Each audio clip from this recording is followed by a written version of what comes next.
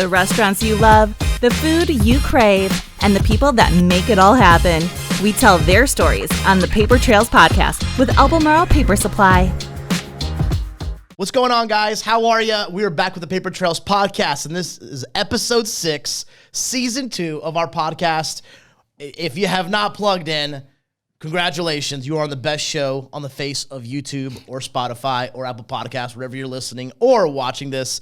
And so I'm super pumped. My name is Nick Calgary-Mitros. I am the host of the podcast. And if you guys are just tuning in and you don't know about the Paper Trails, we are a podcast all about entrepreneurship, business ownership, and the food industry. And so I'm excited to have Jerrod on with us, Jerrod Adkins with UnbelievaBuns.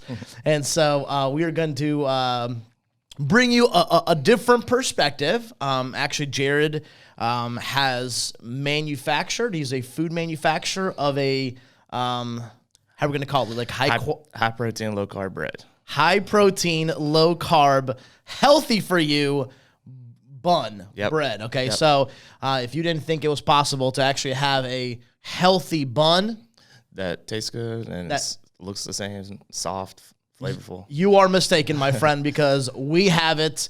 Jerrod went through hundreds, if not thousands, of attempts. He is a certified baker, Johnson & Wales pastry chefs. Be on the lookout because we have a connoisseur here. But Jerrod, man, I super pumped to have you on. We met through some mutual friends. Had a great conversation. I'll be honest with you. We spoke for like 10, 12, 15 minutes, and I was like, we need to have you on the podcast, talk about your story, talk about how you even got here to this journey where we're sitting in a studio in Charlotte, North Carolina, talking about you having a product in the food service industry. You've already got restaurants using your product, and right now you're in the middle of the grind. You know what's going to be cool? Looking back on this 5 years from now. Yeah, for sure. And like being like, you know what?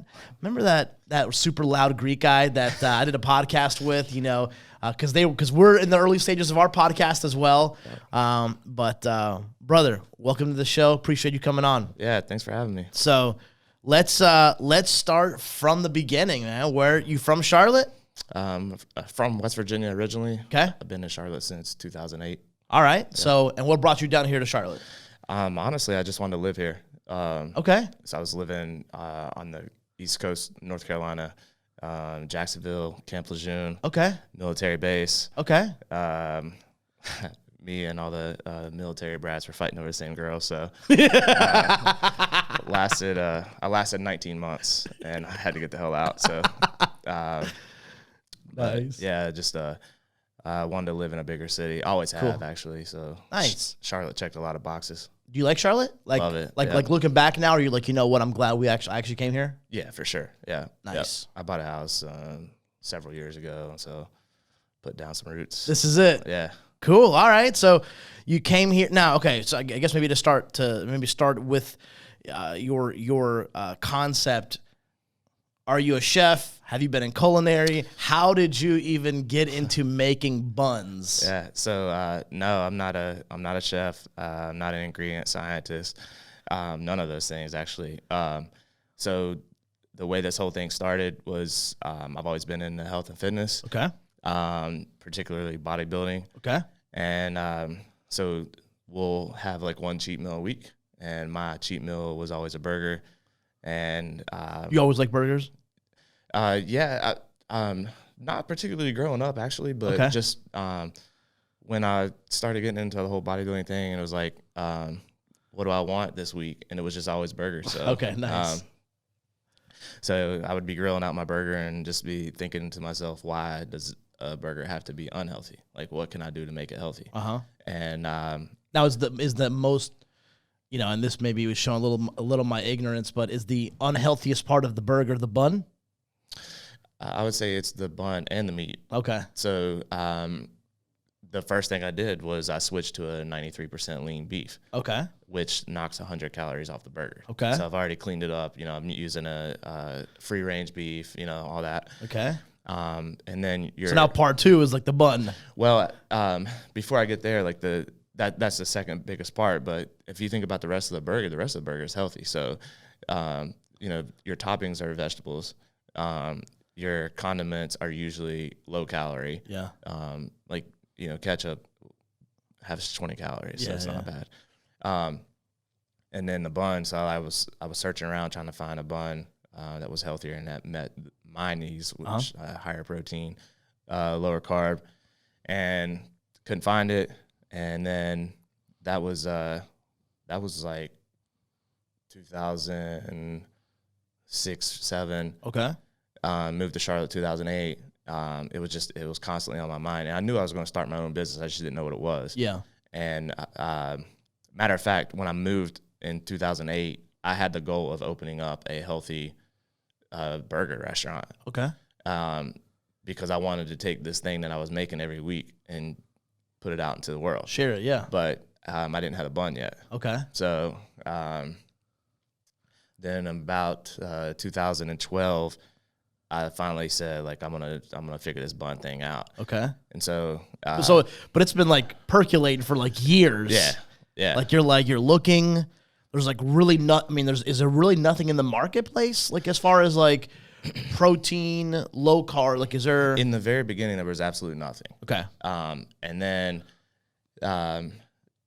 so then I ended up finding a couple of healthier buns that were lower in carb, nothing that's high in protein, but lower in carbs. And if you've ever had any of these better for you breads in the past, you know that they either have the texture of a rock or they taste like cardboard. Sawdust. Yeah. So, so I was like, so that, that wasn't going to work. Okay.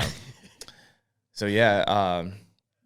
So in 2012, I searched out and found 4 bakers that all 4 of them said that they can produce the product for me. Okay. And then all 4 of them I told you this, they were all full of shit. They didn't do it. I literally wasted all of 2012.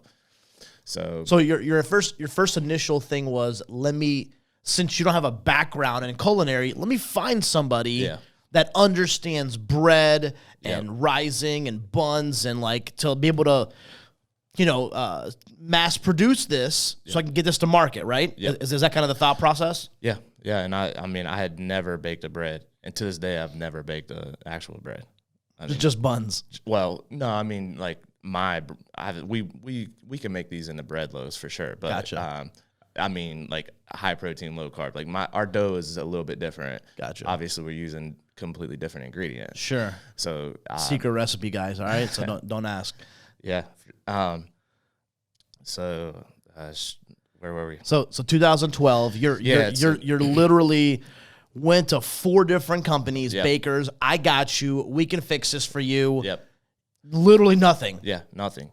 And where are you? Are you working like a traditional job at this point? Yeah, I was working a corporate job. Yeah. Gotcha. So you're working a job, having a side hustle. Yeah. And the reason I bring that up, Jerrod, is because like there's people that want to start a business. Yeah. Like they want to go full time in business for themselves, but they just don't know how to navigate it. They don't know where to start. They don't know and so I think it's good that you're getting us some context. Like I had a job and then I was outside of that. Well, let me also back up too. So I had my corporate job, but in 2008 when I moved here to start I wanted to start the restaurant business. That was financial crash. And so I ended up starting a business, a website, low investment. Yeah. I could run it out of my house and still work my corporate job. Yeah. So I started that business in 2010. Okay. And worked my corporate job and the other business all the way up until, I had the other business. I shut it down to go full time on this. So I shut it down in 2019. Gotcha. So you had your regular job. Yep. You had a little side business that you were kind of starting up, that you were building up. And then you had a third little project, UnbelievaBuns. Yep. Nice. Yep. So 2012, like, what did you learn from that year? Like, what, looking back now, you're like, what could, I guess being in such the beginning stages of a company, you really don't know how to navigate. I mean, I guess I'm trying to think of like my first couple of years when I started our paper business. Like we wasted a lot of time. I just didn't understand the sense of urgency of having a business. Yeah. And like time goes by. Yeah. Like it just. Oh yeah. Days, weeks, months, years go by, and you can not grow unless you have to create some. But I didn't know that. You know what I mean? I was 21, 22 years old, starting a business for the first time. I had no clue. Yeah. So I guess what did you learn from looking back now, 9 years ago? Yeah. From that year, or, any reflections there? Well, more 2013. Okay. So I had got fired from my corporate job. Okay. And so I knew then I would never work for anybody else ever. And which I was always trying to get to the point where I could own my own business, work for myself anyway. Sure. I just wasn't there yet. Yeah. And so 2013, with my other business, I was like, not working for anybody else, going full time. And just at the same time, I was constantly working on the buns, like trying to get this formula. So 2013 is when I started. Since I couldn't find anybody to make them for me, that's when I decided, like, I have to do it myself. And so that's when I started doing my research and really just started doing R&D and just trial and error. And so I was running my business, and my goal was always to do at least I call them test runs or test bakes, do 2 test bakes per week, try to figure out why they went wrong, try to correct it, and get it right. Yeah. And this is while you're running your other business. Yep. So you can pay your bills and be responsible and do that thing. Yep. The adult thing. And then you're still working on the buns, 2 runs a week, testing, try, fail, and adjust, try, fail, and adjust. Exactly. And that literally went on for 6 years. No kidding. Yeah. Yeah. 2 tests a week for 6 years? Yeah. Yeah. There was one point where it was like 4 years in. I got it right. And so I was pretty consistent in my kitchen. And so I started selling them just like a few bags here and there. Yeah. And right as I was like getting real comfortable in my kitchen, I knew I was going to have to eventually go to a commercial bakery. But right when I was getting comfortable, the buns just quit rising for no reason. So do you now know why? But like then you didn't? I know how I corrected it, but no, I don't know why it was. So the ingredients, even though you're using the same, I don't want to give away too much IP. Yeah, here, no, you're good. But the ingredients that you have to stick with the same ingredients. Yeah. Like, and what I mean by same ingredients is like the exact brand. Everything. It's why sometimes people like, just to give you my perspective on that, since my dad owns restaurants, it's like there's certain things that my dad will not change. Like the oil that he uses for his fryers, he's used for 35. He's not changing. Yeah. I don't care how much you tell him that this is going to be a little cheaper or this is a little healthier. Because this is what makes this product taste the way it tastes. Yeah. Or the same thing with like even changing like mayonnaise. Like, CF Sawyer is a manufacturer of mayonnaise, and they make Gold Medal mayonnaise and Duke's mayonnaise. Oh. Same manufacturer makes both of them. Duke's has a little more egg in it, which makes it a little bit more yellowish. Yep. It's a little bit thicker. So same company makes it. They're just different formulas. Yeah. Some people swear by Duke's. I'm not changing. Some people, it doesn't, Yeah. So it makes sense what you're saying, actually. I mean, like that is how a lot of people actually, operate their. So you learned that. Yeah. I don't say the hard way, but you learned that actually by, doing test runs. Yeah. Okay, interesting. So now let me back up a second. 6 years of 2 test runs a week. Yep. Was there any point in there, a year in, 2 years, where you were like, you know what, like this is crazy. Like I'm, like I knew the whole time it was crazy. But the thing that would keep me going is from the very beginning, I pretty much had the flavor down. So it was a decent product. Yeah. It just didn't rise right. Yeah. Or a lot of times it didn't rise right. Yeah. So, or it wouldn't be, the texture wouldn't be very good, but the flavor would be there. Yeah. And so then it was just like, man, I just got to figure out how to get this thing to rise and shape right. So that's what kept me going. But yeah, I was banging my head against the wall every damn week. I mean, the reason I asked that, man, is, Jerrod, like, that's tough, man. I mean, I'll be honest.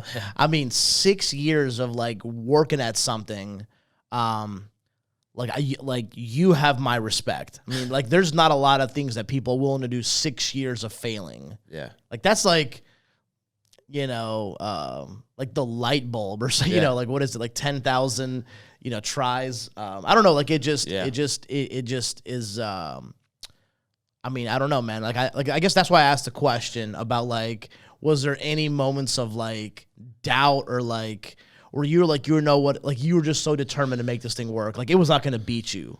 Yeah, it was just determination. Like, I have no quit. So have you always been like that? Yeah. Yeah.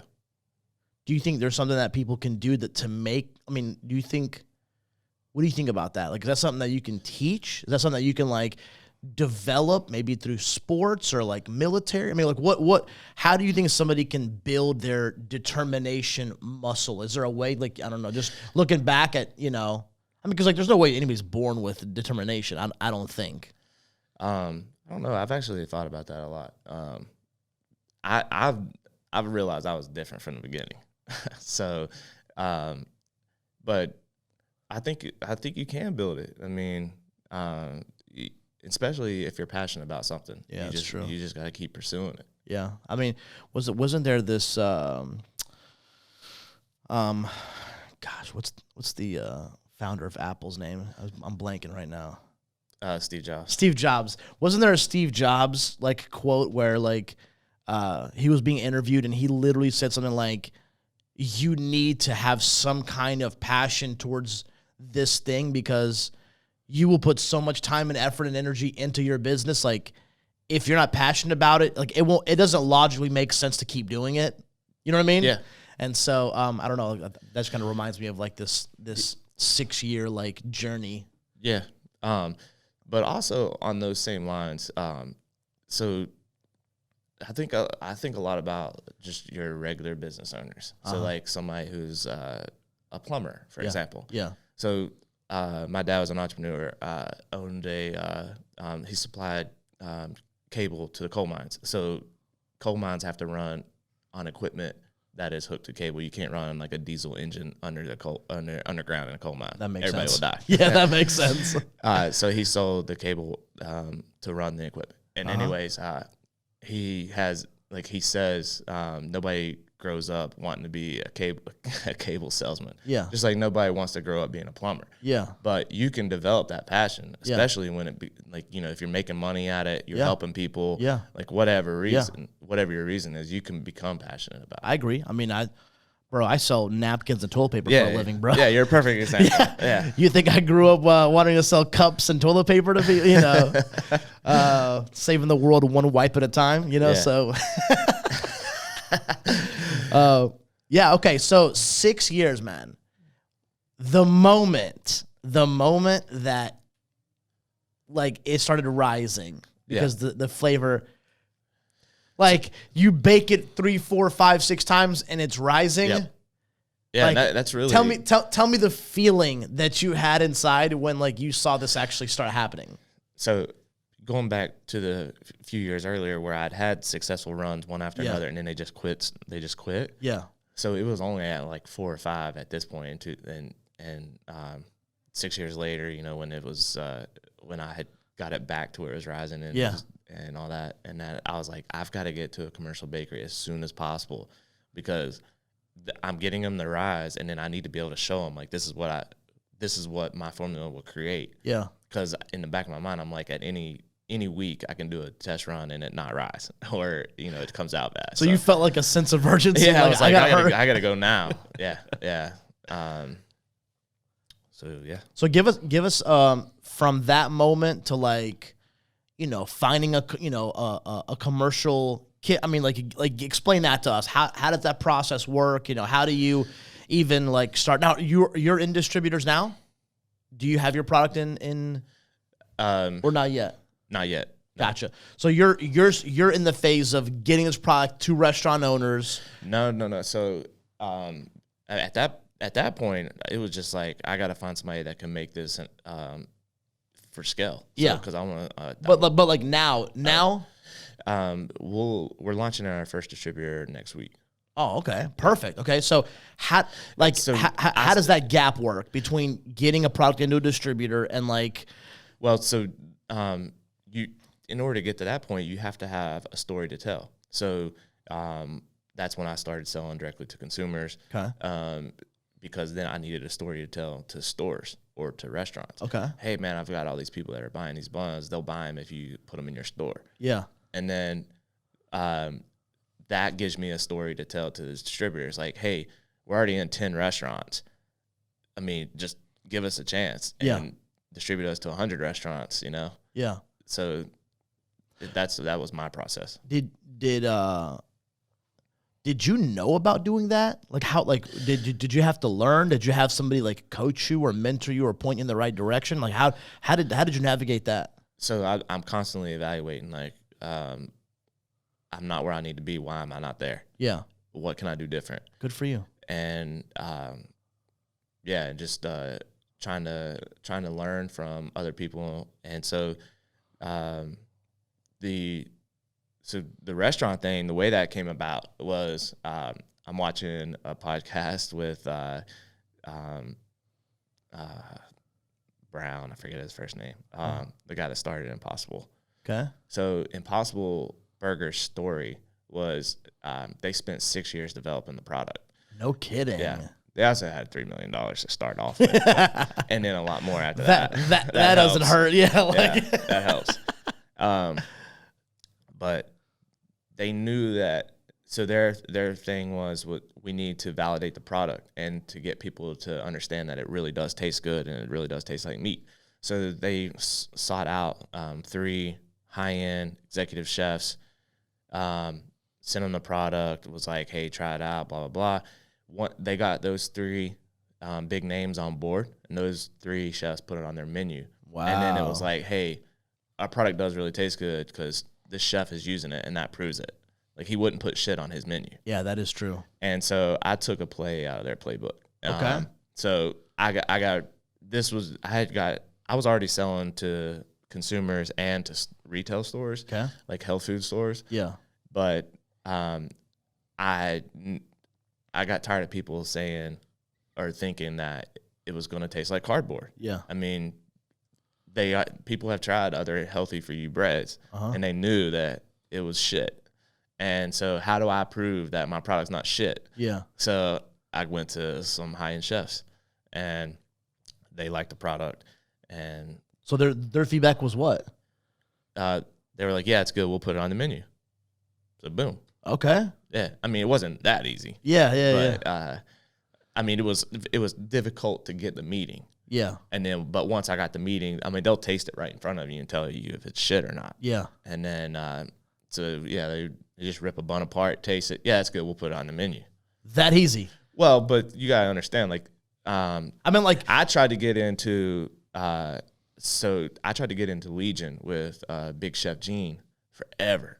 And just like I was trying to work my way through, talking to chefs that were underneath him, trying to get to the managers, and then finally got a meeting with him, and he's awesome, great guy. Nice. And he liked the product.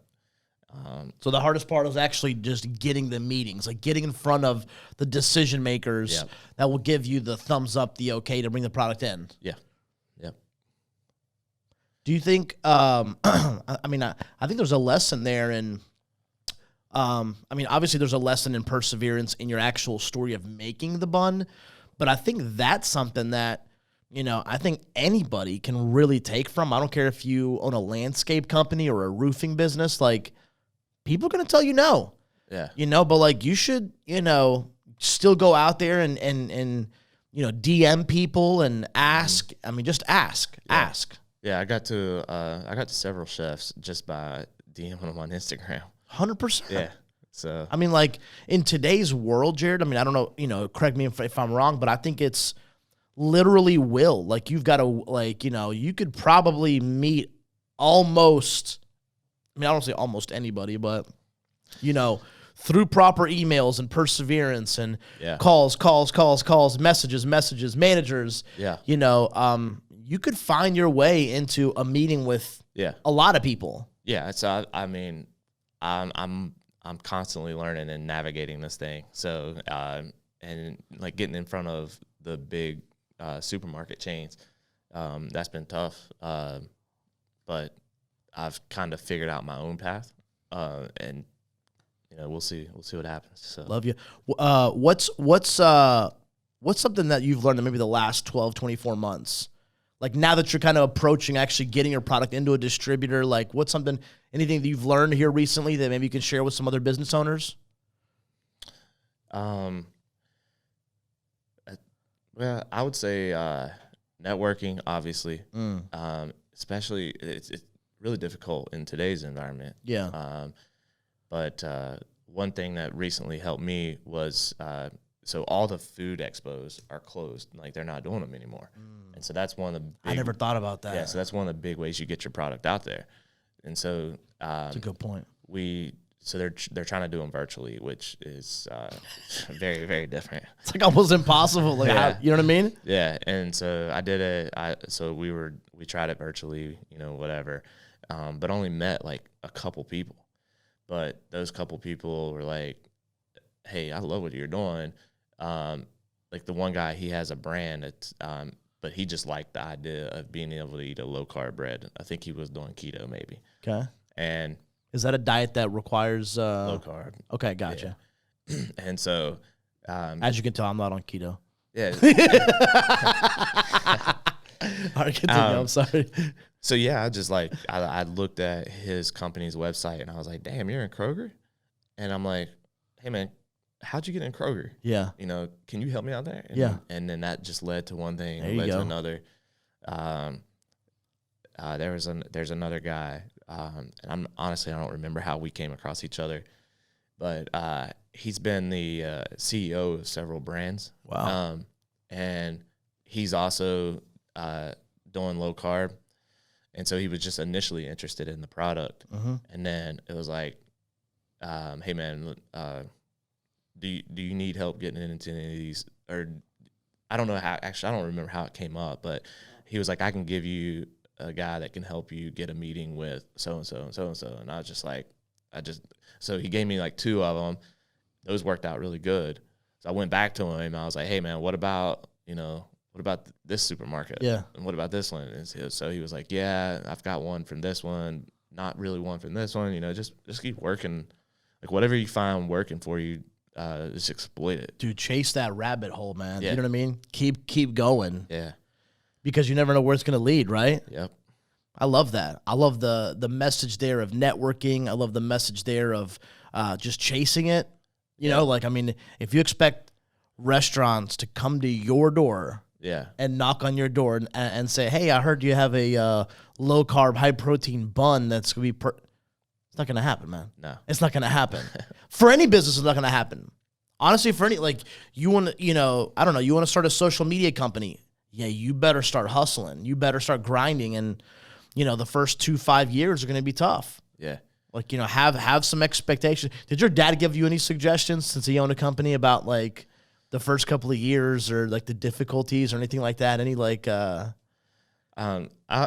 growing up through the years, I always picked his brain, always. Good for you. But he retired early, so he wanted to sell out and retire early. Gotcha. He's been out of business for a while. Gotcha. I remember asking my dad, you know, when they first started getting some, like, pretty decent checks, because my dad and his 2 brothers have opened up 7 restaurants. We have 3 that we operate now, and 4th that we have some partners that run down in South Carolina. And he said that, like, everything they made went back into the business for the first 10 years. Yeah. Like, they literally didn't get any decent checks for about 10 years. Yeah. And I was like, okay. Yeah. Like, you know, so, like, when I was 4 years into running my company, and we weren't making money, when I say we're making money, we were making like $400 or $500 a month. Yeah. Like, working full time, making, you know, I was more okay with it. Yeah. I was like, okay. Like, this is what my dad went through, and this is what Jerrod went through, and this is what, you know what I mean? Like, this is kind of how everybody. Yeah, it's it's a grind. Yeah, like this is the road. This is the path. You know what I mean? Yeah, it's a grind. It's not easy. Yeah, it's definitely not easy. Cool. All right. Well, let's talk about this. Let's talk about the future. Where do you see UnbelievaBuns going? Like, where, like, yeah. Do you have a vision for this? Yeah. Are you just kind of like on the roller coaster, just got along for the ride? Like, what is your thought process? Like, I want this to be like a regional brand. I mean, I don't know. Like, what are your thoughts on just, So I have a grand plan. Okay. And so each thing is a step along the way to get me to where I want to go. Okay. So grand plan is, I think we can put a dent in world hunger. So that's huge. But in order to get there, so I need to get this bread brand established, and then from there, and then from there, what I'd like to do is start the healthy burger restaurant, and then expand that, and then from there, go into the third phase, which is how my little plan to end world hunger. So how did phase 3 come about?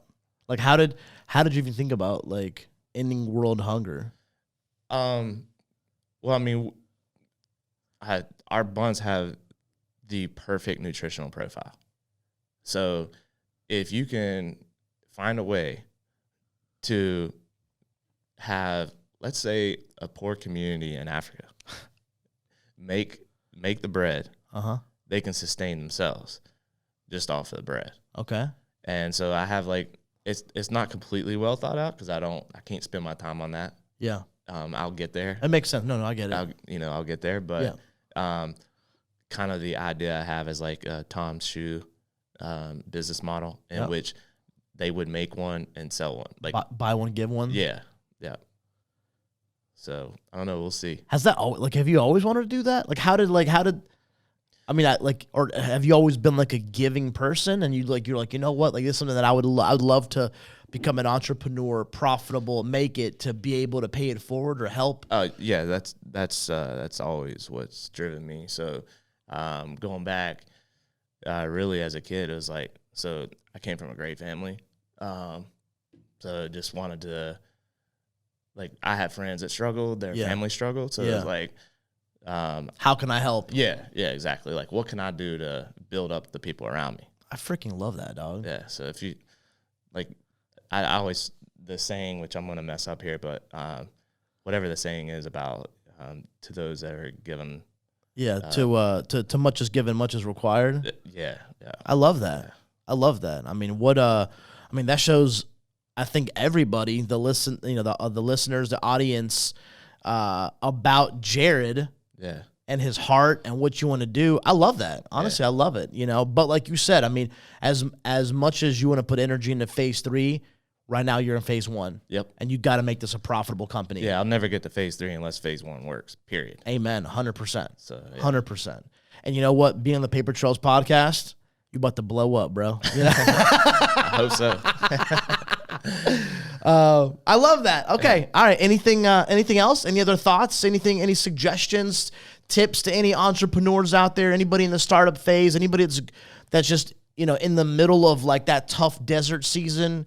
Your kind of 6 years. I mean, is there anything you would tell anybody out there that maybe even wants to start a business? Maybe is a little bit scared to do it. I mean, it sounds like, we know you're all in. Yeah. But it sounds like you've made some pretty bold decisions to really make things happen. Yeah. That maybe a lot of people wouldn't make. I'll be honest with you. Yeah. So one thing that I come across a lot is paralysis by analysis. So I hear a lot of people talking about what they want to do, and they'll analyze the shit out of it until they'll never do it. You're preaching, though. So somebody I heard the other day was like, you build a plane, you push it off a cliff, or you build as much of a plane as you can, push it off a cliff, and then finish building it on the way down. I love that. And so, you can, and then there's like Reid Hoffman says, like put it out. If you're not embarrassed by the first product that you put out into the world, then you move too slow. Wow. And so, like, a good example is I absolutely hate our packaging, but I had to get it out into the world. I mean, this our new packaging, which has the board in it. Yeah, show the camera. This and is, just so you guys know, the buns are right here on the table, and we will try the buns. So the new packaging has been in the works for over a year, and then there's a shortage on cardboard. So yeah, dude, this is I guess knowing the paper business, like you know. Yeah, it's so this got delayed by another 12 weeks, so it's not even going to be available until July 20th is what they're telling me now. Yeah, it's super tough right now in our industry, packaging, plastics. Yeah. So I mean, I had to push the product out into the world, so like this was like the quickest way I could get it out. Yeah. So I had to get it out, and then and then I'll start working on like the new one. Yeah. Yep. I love that. I really like what you said about analysis, paralysis analysis. Yeah, paralysis by analysis. Yeah, dude, like that. I mean, people have ideas about a lot of stuff. Ideas don't mean anything unless you execute. Yeah. It means nothing. Yeah. I mean, you can tell me your grand plans. Yeah. I had somebody, I had a VP of sales of a pretty large company ask me, because I have a lot of clients that are guests on our show. And they're like, aren't you kind of worried about like when you put people on your Instagram or your podcast, like your competitors see who you sell to? And I said, no. Yeah. Because like people just lack initiative, and like aren't willing to do any. I mean, like, you can learn how to be successful on YouTube. Yeah. You could, you want to learn how to code, you can learn it on YouTube. Yeah. You want to learn how to like build an engine, you could probably learn it on YouTube. Yeah. You want to learn how to farm, you could probably, I mean, like, it's just you just have to have desire to actually go out there and do, and not just talk. Yeah. Everybody talks. And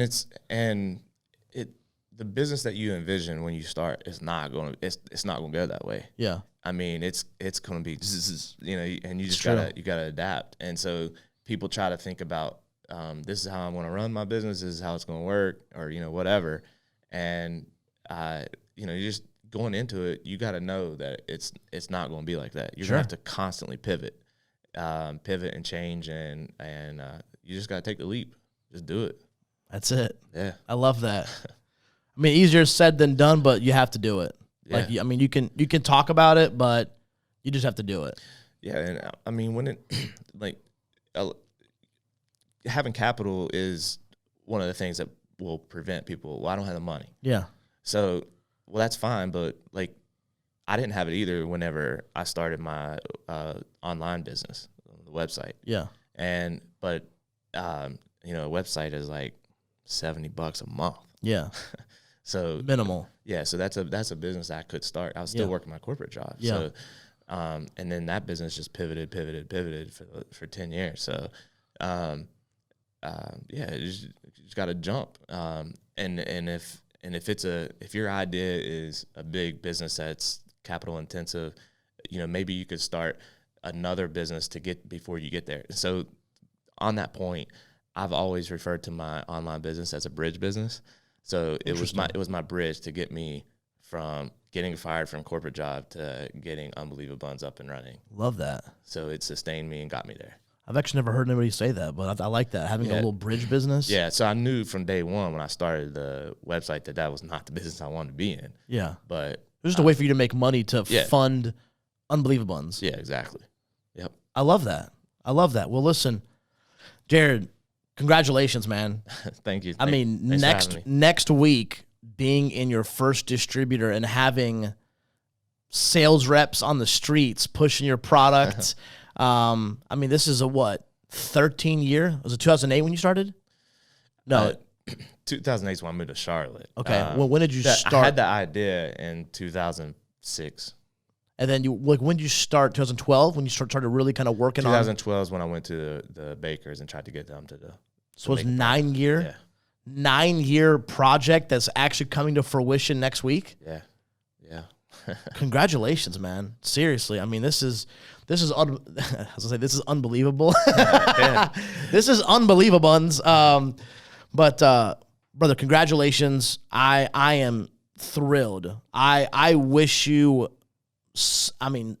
for sure success. I want to, and listen, if you guys know any restaurateurs in Charlotte, send them, what's the best way to contact you? Your website? Yeah, website, Instagram.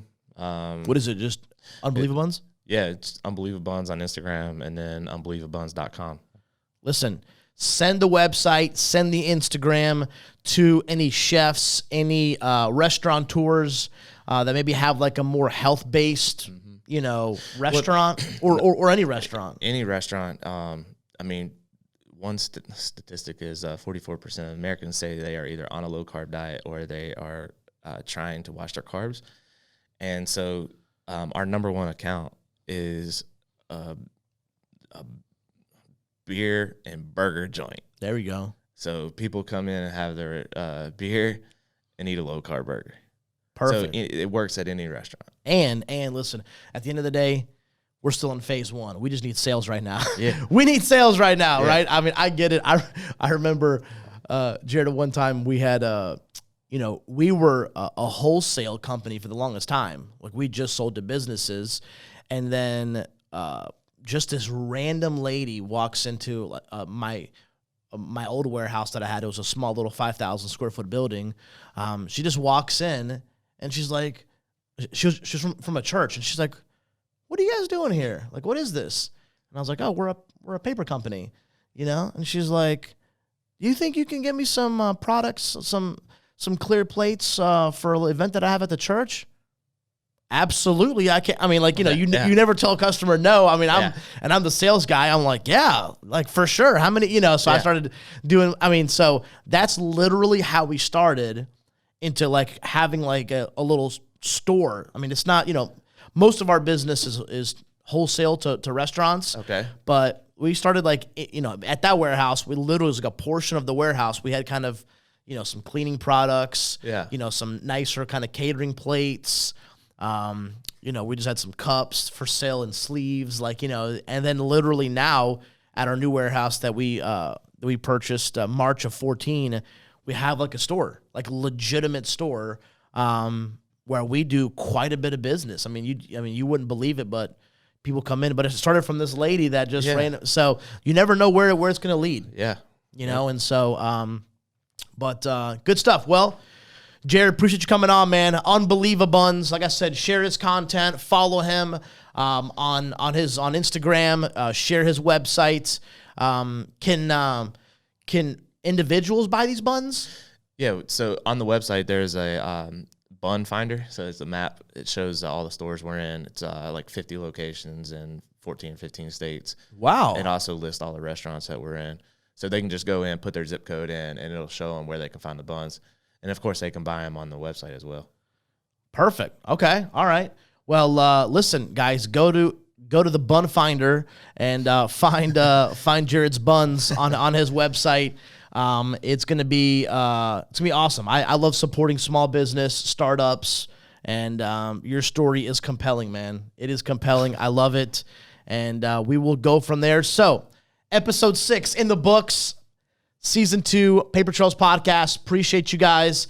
If you have not liked, subscribed, shared, come on, share the content. You guys know, let's get the algorithms, YouTube on our side, and we'll have my fancy schmancy editor, Austin, hook us up with great content. So, anyways, we'll see you guys in the next episode. Thank you so much. Sorry, I just literally went on a rant and we weren't recording. So, all right, take 2 behind the scenes, Paper Trails Podcast. We got UnbelievaBuns. We got Jerrod here with his buns, the world's healthiest and tastiest bread roll. No sugars, no preservatives, no GM preservatives, no GMOs, no artificial anything. No BS. Say, man, we don't got any BS in these buns. Yep. All right. Let's taste these out. Taste these buns out like the chefs do. Very soft. Yep. I like it. Smells like a normal bun, actually. Yeah. Got a soft crumb. Bro, this is great. If you eat that on a burger or a sandwich, there's no difference. Yeah. This is great. Honestly, if you just gave this to me, I would have thought it was just like a roll. Yeah. Just like a regular bread. So some people actually just eat them plain. They just snack on them. I mean, that's what I do, actually. Before I work out, I'll eat a bun. It's 17 grams of protein. 17 grams of... So if I wake up jacked tomorrow morning, you got... I love this, man. I love this. Tastes good. I'm going to I'm gonna take one more and use it on a burger. Yeah. You can have that package. Love it. UnbelievaBuns. Go to the Bun Finder on the website, UnbelievaBuns.com, and see where you can get your buns. So appreciate you guys. See ya.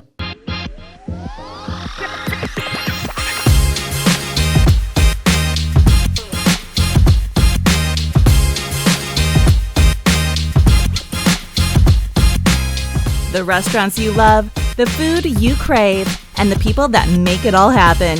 We tell their stories on the Paper Trails podcast with Albemarle Paper Supply.